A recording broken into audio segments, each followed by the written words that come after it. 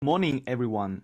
My name is Yongqi Shi, and I'm a postdoc at the University of Basel in Switzerland. I'm excited to present our research about atomic microwave spectral analyzer on the 12th workshop on optically pumped magnetometers. This is a collaboration work among our lab, Rode Schwarz Company in Germany, and CSEM in Switzerland. Our work receives funding from European Union Quantum Flagship Project Maximo. Before I start, let me show you a snapshot of the vapor cell that we used, as well as a list of frequency-modulated microwave spectra that we measured with the vapor cells. I would also like to draw your attention to our recent paper on arXiv, which will appear in the journal Physical Review X this year. My presentation contains 5 parts: motivation, principle, and setup, experimental results, theoretical simulations, and future improvements. As we all know, microwave technology is now everywhere in our daily life, and there has been nearly 150 years of development since Heinrich Hertz proved the existence of electromagnetic waves. While to date, a broadband detection on the microwave signal is still difficult. Traditional swab-tuned spectral analyzer loses signal, and the real-time spectral analyzer is only up to 2 GHz, limited by the capability of faster electronics. Several analog methods have been proposed, for example, some special antenna structures, photonics method, or spectral hole burning of rare earth iron-doped crystals. These methods either use cryogenic operation or are not suitable for high-resolution wideband operation. Quantum spectral analyzers are a recent branch of quantum sensors. Investigations include NV centers and Rydberg atoms. Early work based on ground-state atomic vapor cell has measured frequency information of kilohertz range fields, while not suitable for microwave spectrum measurement. Our work here is the first using ground-state hot atoms to realize broad instantaneous bandwidth microwave signal detection with approximately 1 GHz bandwidth. Now let me briefly introduce the principle and setup of our experiment. We position a microelectromechanical system, MEMS, rubidium atomic vapor cell, very close to a very large static magnetic field gradient along z direction. The static field is about 2,600 Gauss, and the gradient is 3.6 Tesla per meter, or 36 Gauss per millimeter. The ground-state Zeeman splitting range of the atoms in the cell is nearly 1 GHz at around 13 GHz. Our rubidium cell is also alpha gas, here nitrogen, that confines the movement of the vapor phase rubidium atoms. The microwave signals are coupled by coplanar waveguide. Atoms are pumped and detected by 2 separate lasers in pulsed mode, and we use a fast CMOS camera to capture image signals.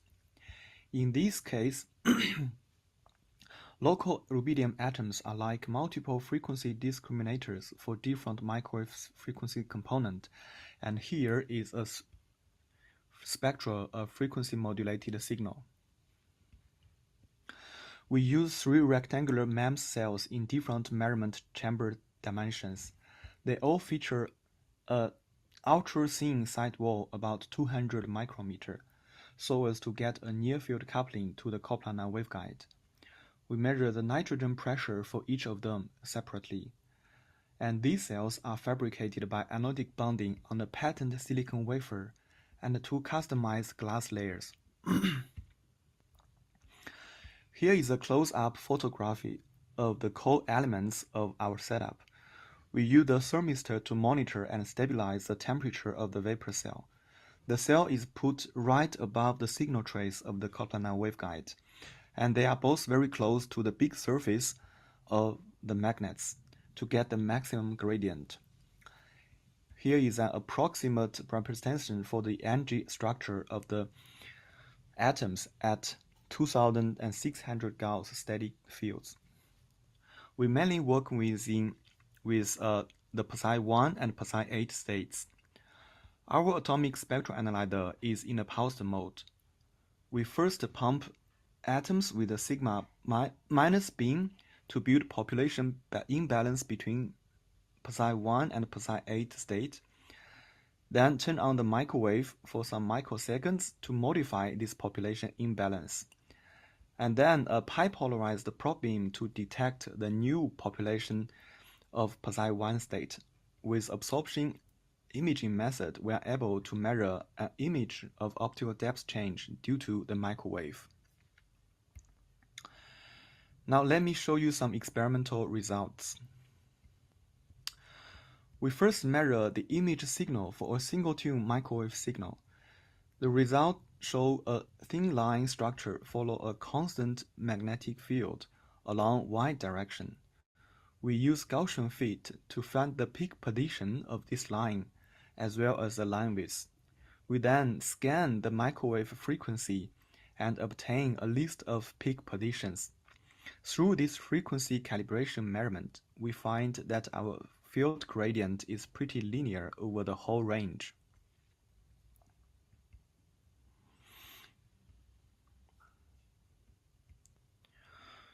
We then investigate the frequency resolution of our methods by changing the microwave pulse length. For each signal, for each microwave pulse length, we define the frequency resolution with the line width position that there is no microwave power broadening. The result is shown in the right plot. As we can see, for short microwave pulses, the line width is large due to the Fourier limit, and for longer microwave pulses, it is limited by the diffusion. When choosing 0.8 microseconds, we get 3 MHz frequency resolution. Moreover, our signal value for each pixel is proportional to the square of the local microwave field strengths, i.e., microwave power on the coplanar waveguide. We can integrate all values along one direction to get a signal that is shown on the right plot.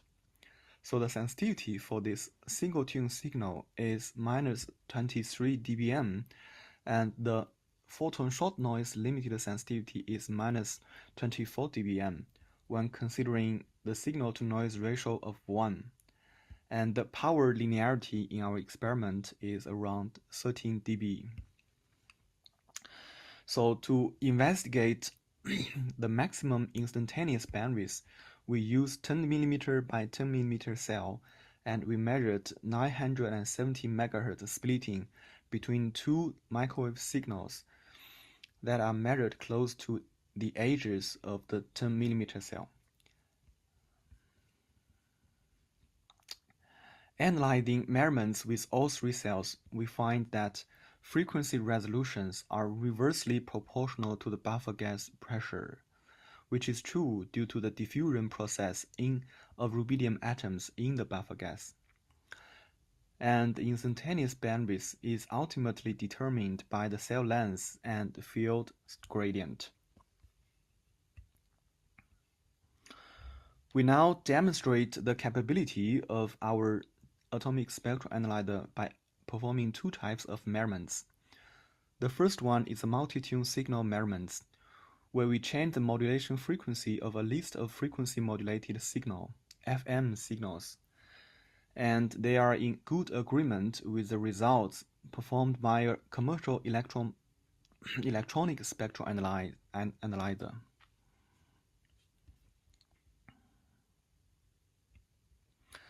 The second one is the spectrogram measurement for a frequency swept signal. We are able to perform 50 measurements in just 20 milliseconds, so our measurement time resolution is 480 microseconds. While according to the former results, we can measure microwave signals as short as several microseconds. So, besides experimental demonstration, we also spent efforts on developing a comprehensive theoretical model to reproduce the image signals. Our theorem model is based on solving the mass equations, including diffusion processes. Here, we use simplified approaches to solve 3 steps by the following formula. The optical pumping process is solved by this formula. Coefficient A is calculated from an optical block equation using intensity of pump beam. Gamma 0 is a universal relaxation process due to clearance. And for the microwave interaction, we use a 2-level Bloch-Torrey equation with diffusion terms. And for the probe process, we calculate the probed beam after the vapor cell with the help of Elexir's software, considering the latest population distributions after optical pumping and microwave interaction and also optical readout process. The result from the theoretical simulation matches well with the experimental measurements in terms of line shape and frequency resolution. While considering absolute values, there's a global factor of 0.42, which we believe is accounted for the microwave power inaccuracy on the coplanar waveguide. Based on the experimental results and theoretical simulations, we propose some improvements on the future setup. So we are aiming for even larger instantaneous bandwidth. So we propose to use a 2 centimeter cell in a 50 Tesla per meter gradient. With this, we can achieve 25 GHz bandwidth. According to the analysis from the theoretical simulation, when increasing the buffer gas pressure, we have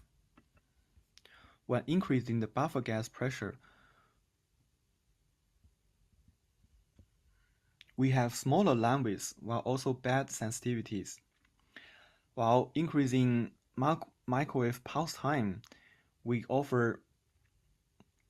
can get larger signal but also bad frequency resolution. So considering 150 millibar of nitrogen and 0.8 microseconds of microwave pulse, we can achieve 50 megahertz of frequency resolution, meaning that we will be able to measure 500 channels simultaneously and with minus 55 dBm sensitivity for each channel. Further improvements include real-time operation, where we can realize by put 2 of our sensors in a tandem way.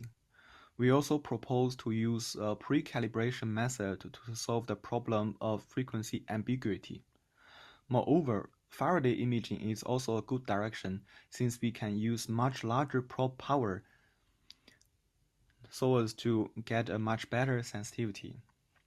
And also, it is recently demonstrated that the Faraday rotation can also be used for detecting Rabi oscillations between hyperfan states. Our team contains 3 partners. Our lab at the University of Basel and myself is supervised by Professor Dr. Philipp Teutlein. And the Roth-Schwarz team, including Dr. Thomas Huster and Dr. Melvin Ho. Dr. Jacques Hessler and Dr. Sylvan Cullen from CSEM, they fabricate the MEMS vapor cells for the whole project.